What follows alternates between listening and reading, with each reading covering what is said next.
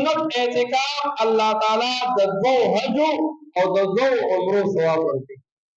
حج او عمرې له چې نن سبا ځي نو اول خو پیسې د څومره لګي او بیا هلته کې هغه تکلیف هڅومره وي او دا د لفریق کې په خپل کلي کې الله درکوي. خو چې ما او تاسو کوو دا ځان فارغ وکړو. اعتکاف یو فایده ده، دا خو ثواب شو. و یو فایده یې دا ده چې دا معتکف چې کله دی په مسجد کې کېناستې ده نو په مسجد کې ناسته د ده لپاره د ګناهونو نه بندیز دی. مسجد کې ناسته د معتکف دپاره د ګناهونو نه بندیز دی.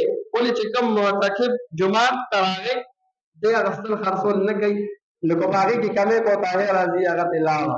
معتکف چې جومات ته راغی بدنظري د ده نه کېږي. ولې مسجد کې دننه چې ده نو دننه نه راځي. وګورئ کوم اعتکاف کوونکي ځان سره موبایل راوړه هغه